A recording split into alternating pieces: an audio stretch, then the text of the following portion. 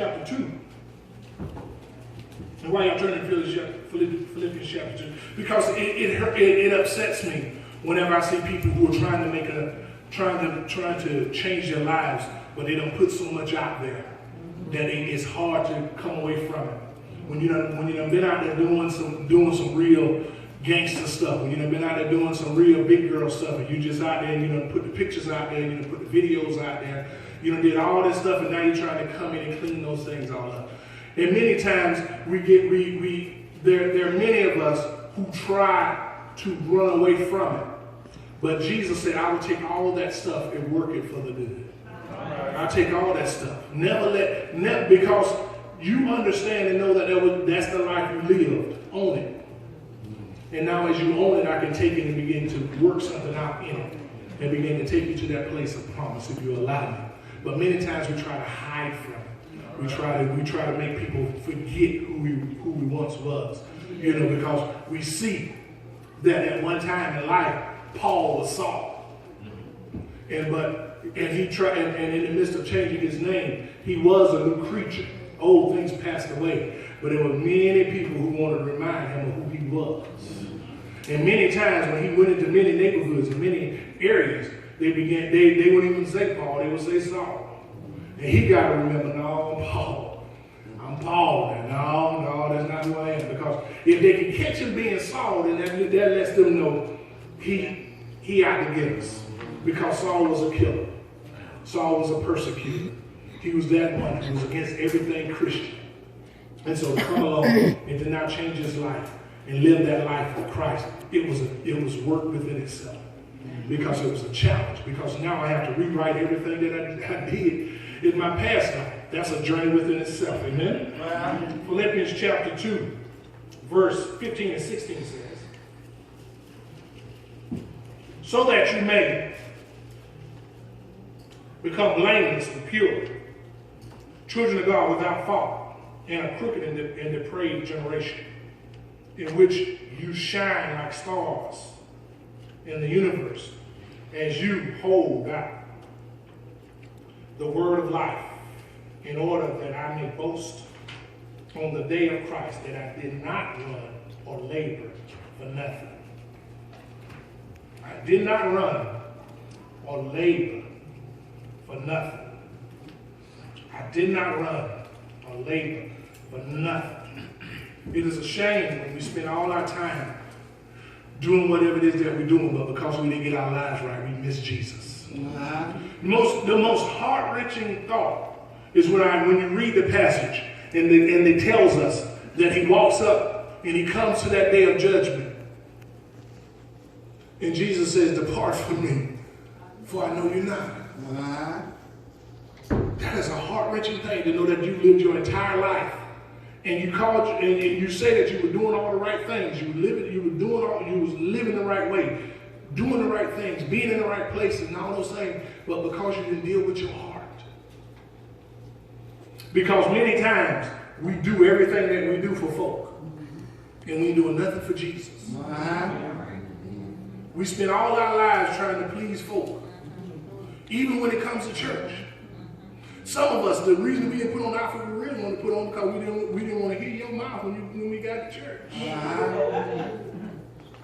Because if I want to dress like I wanted to, I'll be a whole lot more comfortable. Because I want to hear from you, this is what I put on.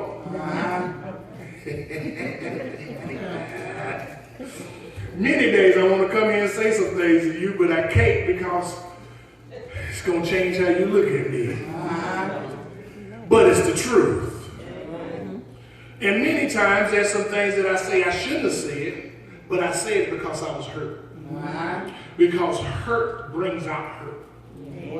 Hurt speaks from a painful place. I don't care how much sugar I try to put on it. It's still going to be hurt. Amen? And many times we want to try to come to church and we try to live a Christian life, but we can't live it like we want to because we're hurting. And so there are many times we'll just sum it up and say, well, I'm just going through something. Because I really can't let you in on what I'm really going through. Because if I let you in, I don't let everybody in on it. I can't afford to do that. Because everybody in the church ain't going to be able to process what's going on. Wow. Amen? Remember when the woman came to get ready to worship Jesus, and she brought in the alabaster box. Wow. And as she was getting ready to worship Jesus with the alabaster box, she wanted to bring her gift. The men quickly began to highlight the fact that this is a woman of the night.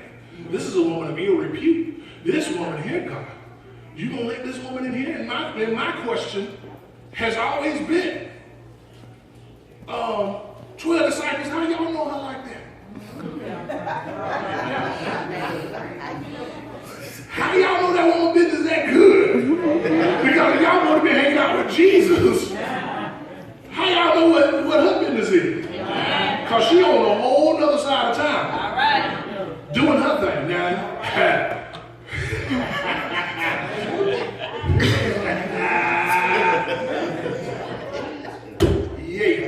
I tell you I'm a teacher. Because if you're gonna in the church, if we're gonna deal with something, deal with the wholeness of it. Yeah. Because you understand and know, I can swear I'm getting rid of that tree and all I did was cut out branches. Wow. But if I want to deal with that tree and get rid of that tree, I gotta get deep down in there and get the roots out. Amen. I gotta get down in there and dig it all up. And understand and know, whenever you start digging up roots, that's when you unearth a whole lot of stuff you weren't ready for. And that's when you start realizing, I didn't know that tree went that deep. Amen? So some of them might have been nervous at the fact she might get to calling some names in there, Jesus.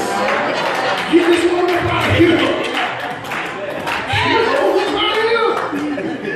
I'm finna run to the bathroom right quick, but get her up out of here.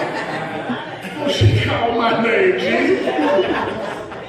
I'm supposed to be a disciple. I can't be doing this stuff, Jesus. You know my heart.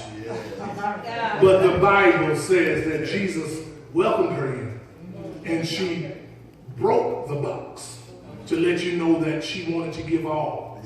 Understanding that she wasn't trying to save none of it. Now they quickly began to say that with this amount of oil, that could have took care of the ministry for an entire year. But and so to let you know how much work she put in to purchase that oil, to come and to break it and to anoint Jesus and let that oil just run down. Some would have saw it as a waste, but she saw it as worship. She saw it as worship. And so we got to begin to understand that when Jesus calls us to that place of worship, it's for nobody. It's about nobody but you and him. It's about nobody but you and him. And so there will be times when you have to just do some things that other folks can't process. But I'm doing it unto Jesus. I'm doing it unto the Lord. Amen. It's about me and Jesus right now. Amen. So again, as I asked earlier, what flavor are you? Then I'm asking the question, what type of person are you? What type of human being are you? Who are you? And we've covered that, and we covered the fact, do not be like the world. Romans 12:2 tells us that be ye not conformed, but be ye transformed. But how do we transform? By the renewing of our mind. Our mind. Because the reason I say that, and I'm getting ready to wrap this up in just a couple minutes. The reason I say your mind is because you come in and you dance and you praise and you clap and you shout, you do all that you can do, but your mind. Your mind. I tell people all the time, I thank God they have not invented the machine yet to show people what's really on our mind. And I'm telling you now, if they do, I do not want it. You save your money, I don't want that machine. Because there's going to be a whole lot of folk get caught lying. You understand what I'm saying? A whole lot of folk get caught lying because I see what's on you really on your mind.